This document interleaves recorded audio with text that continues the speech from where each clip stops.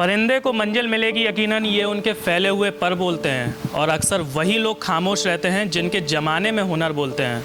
नमस्कार, आप देख रहे हैं द पत्रकार बाबू में विशेष बातचीत का दौर और मैं आपके साथ हिमांग चंद। कैमरे के पीछे जो हैं वो हैं शिवम गर्ग। आज इस बातचीत में हमारे साथ खास मेहमान मौजूद हैं संजय मिश्रा जी, जो श्रमजीवी पत्रकार परिषद के अध्यक्ष हैं। हमने शुरू में जो अभी लाइनें कही हैं वो संजय मिश्रा जी के लिए बिल्कुल सटीक इसलिए बैठती हैं क्योंकि संजय मिश्रा जी खामोश रहते हुए भी उनका जो हुनर है वो जमाने में बोलता है।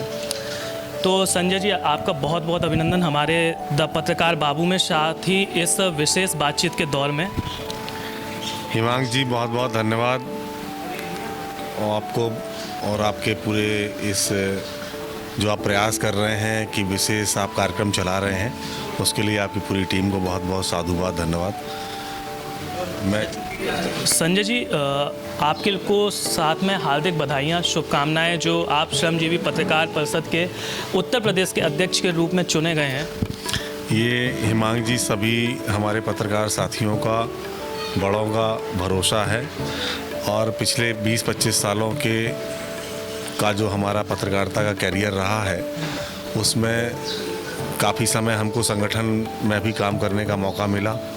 लगभग 15 से 20 वर्षों से हम संगठन के काम पत्रकारों का देख रहे हैं, चाहे श्रमजीवी पत्रकार संगठन हो या प्रेस क्लब हो। तो पत्रकारों के हित में जो भी हमेशा ज़रूरी रहा, जो उनके हित में काम करने पड़े, तो पत्रकारों के हित की लड़ाई को मैंने हमेशा सर्वोपरि रखा। पत्रकारों का हित जिस चीज़ में हो वो हमारी प्राथमिकता में रहा है हमेशा और आगे भी। अब जब हमारे वरिष्ठ साथियों ने जो प्रदेश की जिम्मेदारी हमारे ऊपर दी है, तो निश्चित तौर पर मैं अब ये प्रयास करूँगा कि उत्तर प्रदेश, चूँकि एक बहुत बड़ा प्रदेश है, आधे यूरोप के बराबर है, तो ऐसे में अब संघर्ष बड़ा है और दायरा बड़ा है। तो ऐसे में हमको सभी साथियों का सहयोग चाहिए होगा ताकि पत्रकारों की आवाज़, जो उनका भरोसा, वो कायम रह सके और मैं हमेशा उस भरोसे पर खरा उतरने का प्रयास करूँगा। संजय जी, इस बातचीत में हम आपसे सबसे खास मुद्दे पर आज बात करेंगे। खास मुद्दा ये है कि कल से यानी 1 मई से 18+ वालों के लिए वैक्सीनेशन शुरू हो रहा है, लेकिन जो अभी देखने में मिल रहा है कि किस तरीके से सरकार उसकी स्ट्रेटजी बना रही है, किस तरीके से इतना बड़े वर्ग को वैक्सीनेशन करेगी, तो उसके बारे में हम जानेंगे आपसे। संजय जी, सबसे पहले हम आपसे जानना चाहेंगे कि आप जिस तरीके से श्रमजीवी पत्रकार के अध्यक्ष हैं, तो क्या प्राथमिकताएं रहेंगी पत्रकारों के लिए, क्योंकि बीते कुछ दिनों में उनके साथ जिस तरीके से शोषण हो रहा है, तो उसके लिए आप किस तरीके से आवाज़ बनकर सामने आएंगे? हिमांग जी, आपने कहा कि पत्रकारों का शोषण हो रहा, तो ऐसी बात नहीं है। पत्रकार तो समाज की आवाज़ हैं और एक बहुत बड़े वर्ग की आवाज़ हैं हम लोग। सरकार की, समाज की, हर एक आदमी की आवाज़ है, हर दबे कुचले की आवाज़ है।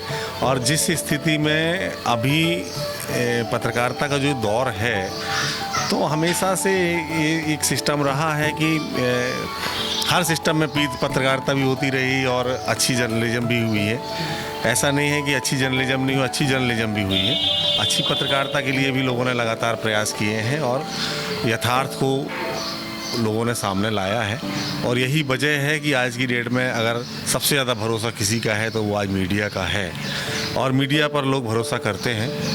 दूसरी बात आपने कही कि पत्रकारों के हित में हिमांग जी, लगातार पिछले 15-20 सालों से मैंने प्रयास किए हैं कि पत्रकारों के हित की लड़ाई लड़ी जाए, पत्रकारों की आवाज़ बना जाए। पत्रकारों के लिए जो भी जो आवश्यक होगा वो कदम उठाए जाएंगे और जो भी हमेशा हमको लगा है कि नहीं, यहाँ पे ये कदम उठाए जाने आवश्यक हैं, तो हमेशा वो कदम उठाए हैं। और पत्रकारिता की लड़ाई को, पत्रकारों के स्वाभिमान को, क्योंकि पत्रकारिता में स्वाभिमान और संघर्ष दोनों चीज़ें बड़ी अहम हैं और दोनों बड़े अहम बिंदु हैं। तो दोनों अहम बिंदुओं पर जो है हम लोगों ने काम किया और हमेशा प्रयास ये किया है कि हमारे पत्रकार का ना कहीं सम्मान खराब हो और ना कहीं उसकी आवाज़ दबे। सर, कल से यानी 1 मई से वैक्सीनेशन शुरू होनी है। देश में सबसे बड़ा वर्ग है जिसके लिए वैक्सीनेशन कल से शुरू होनी है, तो उत्तर प्रदेश सरकार की किस तरीके का पूरा प्लान है, किस तरीके से वो इस प्लान को कामयाब बनाएंगे? देखिए हिमांग जी, ये बहुत दौर जो चल रहा है कोरोना का, इससे हमारा प्रदेश नहीं, देश नहीं, बल्कि पूरी दुनिया प्रभावित है। और हमारी सरकार लगातार प्रयास कर रही है कि किसी भी प्रकार से इस महामारी, जो वैश्विक महामारी है, इससे कैसे भी निजात मिले, कैसे भी। तो इसमें केवल हमको सरकार के ही केवल भरोसे नहीं रहना है, हम सबको भी मिलकर ये प्रयास करने हैं कि कोरोना जैसी महामारी है, इसकी लड़ाई हमको लड़नी है, इसकी लड़ाई हमको जीतनी भी है। क्योंकि अगर मानवता जिंदा रहेगी तो हम महामारी को भी जीत लेंगे। क्योंकि मानव जो हमारा शरीर है वो बड़ी मुश्किल से सबको मिला हुआ है, इसलिए हमको प्रयास ये करना है कि कोई भी कहीं संकट में हो तो उसके लिए हमको पीठ दिखा के खड़ा नहीं होना है, हमको हर ज़रूरतमंद के लिए उसका सहयोग करना है, उसको प्रोत्साहन देना है। अगर किसी को कोई ऐसा संकट है तो उसको प्रोत्साहन देना है सर। और दूसरी बात रही, आपने कहा कि बड़े वर्ग को कल से वैक्सीनेशन होना है, तो हिमांग जी बहुत बड़ा टास्क है। चूँकि आधे यूरोप के 44-45 देशों के बराबर हमारे अकेले देश की आबादी है और हमारे पास युवा वर्ग भी बहुत ज़्यादा है, हमारे पास 60% से ज़्यादा युवा वर्ग है। ऐसी स्थिति में निश्चित तौर पर सरकार के लिए भी बड़ा चैलेंजिंग है, लेकिन सरकार ने जो निर्णय लिया, हमारे माननीय प्रधानमंत्री जी ने जो निर्णय लिया, वो बहुत सराहनीय कदम है। और कल से जो 18 वर्ष से ऊपर वालों को वैक्सीनेशन होना है, कल से प्रारंभ होगा। रजिस्ट्रेशन शुरू हो गए हैं, 2 दिन पहले से रजिस्ट्रेशन शुरू हो गए हैं, हमारे युवा वर्ग रजिस्ट्रेशन कर रहे हैं और 45 से ऊपर वालों को लगातार वैक्सीनेशन चल ही रहा है। तो ऐसी स्थिति में अब कल से चूँकि बहुत ज़्यादा हम ये कहेंगे कि एक देश में एक बड़ा मतलब एक जो निर्णय लिया सरकार ने, एक बहुत बड़ा निर्णय के साथ सरकार का दिन कल से शुरू होगा और युवाओं को आगे आना है, ज़्यादा से ज़्यादा लोगों को वैक्सीनेशन करवाना है। और जो लोग रह गए हैं जिनको वैक्सीनेशन नहीं हुआ, उनको भी आगे आकर के इस वैक्सीनेशन के लाभ को लेना है। हम महामारी का कल ही एक अध्ययन में आ रहा था, अमेरिका की एक कंपनी का एक सर्वे था कि जो हमारा वैक्सीन है वो 78% तक सुरक्षित है और लगभग 400 प्रकार के कोरोना वायरस पर काम कर रहा है। ये बड़ा महत्वपूर्ण है। आपने अभी कहा कि रजिस्ट्रेशन शुरू हो गए हैं। सर, मैं आपकी बात से बिल्कुल टोटली सहमत हूँ, रजिस्ट्रेशन शुरू हो गए हैं। लेकिन अभी परसों के दिन 28 अप्रैल को जब रजिस्ट्रेशन शुरू हुए थे शाम को 4 बजे से, तो 1 घंटे के अंदर ही इतना लोड था कि क्रैश हो गई थी हमारी जो साइट थी रजिस्ट्रेशन की। तो क्या इसी तरीके का जो लोड होगा वो वैक्सीनेशन के टाइम पे भी देखने को मिलेगा, जब बहुत सारे लोग अपने घर से निकलेंगे वैक्सीनेशन के लिए? क्योंकि इस महामारी से बचने के लिए एक वैक्सीनेशन ही सबसे सफल कारगर उपाय है। क्योंकि अभी योगी जी ने भी कहा है कि जीवन के लिए जीविका बहुत ज़रूरी है। सर देखिए हिमांग जी, जीवन के लिए जीविका तो ज़रूरी है ही, और जीविका और जीवन दोनों के बीच में हमको संतुलन बना के काम करना है।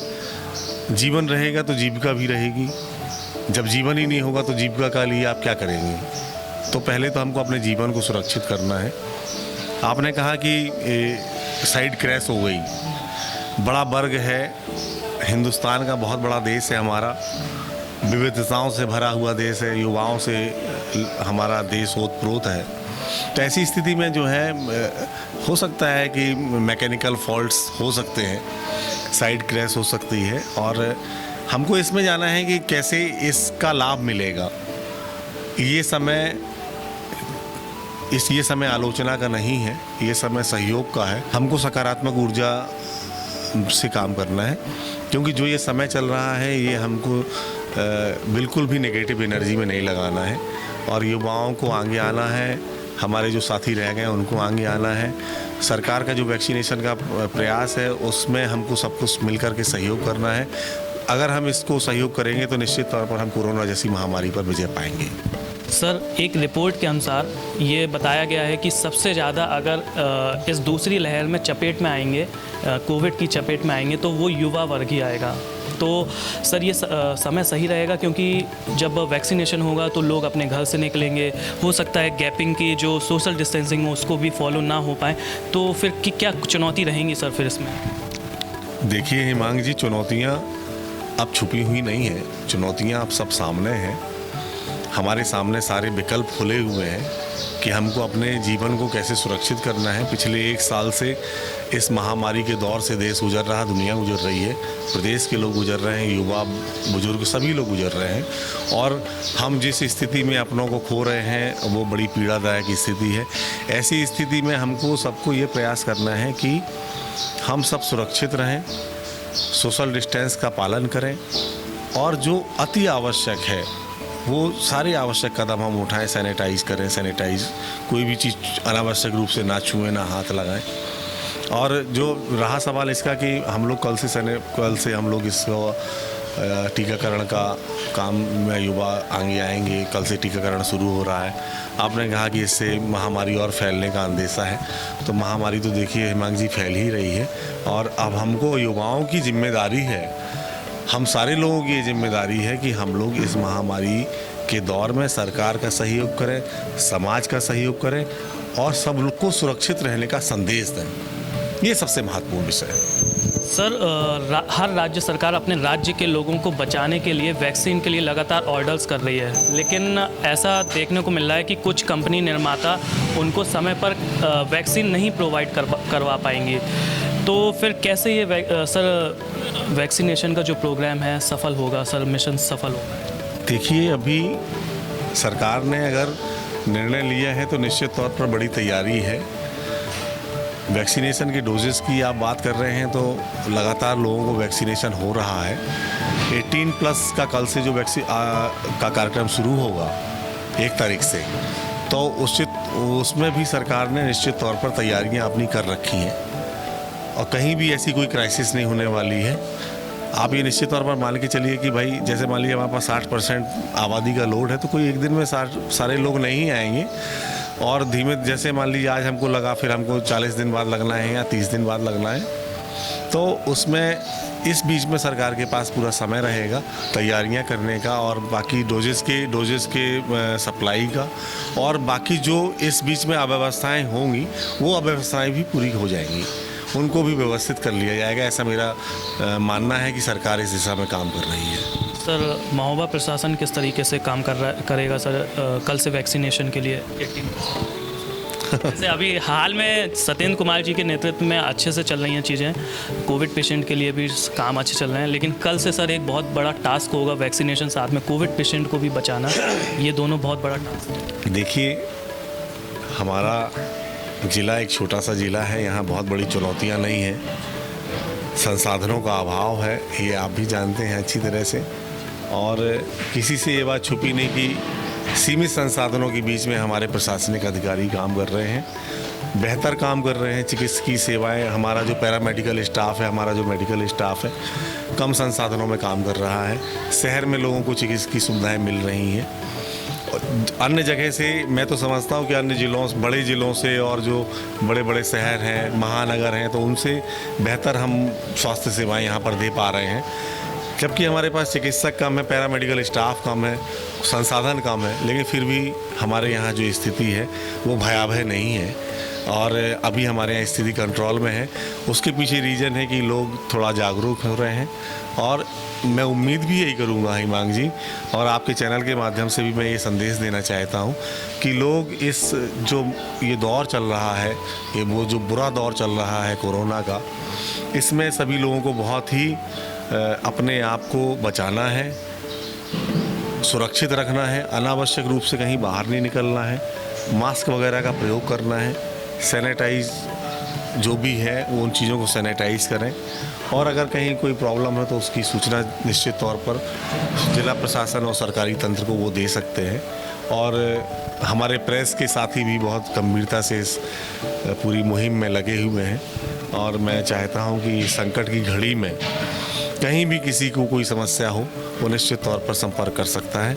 और मैं उम्मीद करूंगा आपके चैनल के माध्यम से कि आप भी ये संदेश देंगे कि कल से जो वैक्सीनेशन शुरू हो रहा उसमें युवा वर्ग ज़्यादा से ज़्यादा आगे आए और वैक्सीनेशन के कार्य को सफल बनाए। तो ये थे हमारे साथ श्रमजीवी पत्रकार परिषद के उत्तर प्रदेश के अध्यक्ष संजय मिश्रा जी, जिन्होंने कहा कि मानवता जिंदा रहेगी तभी हम इस महामारी से जीत पाएंगे। फिलहाल आज के हमारे बातचीत में इतना ही। फिर हम आपको इसी तरीके की विशेष बातचीत में कुछ खास लोगों से मुलाकात करवाएंगे। तब तक के लिए आप स्वस्थ रहें, सुरक्षित रहें और जुड़े रहें हमारे चैनल द पत्रकार बाबू से।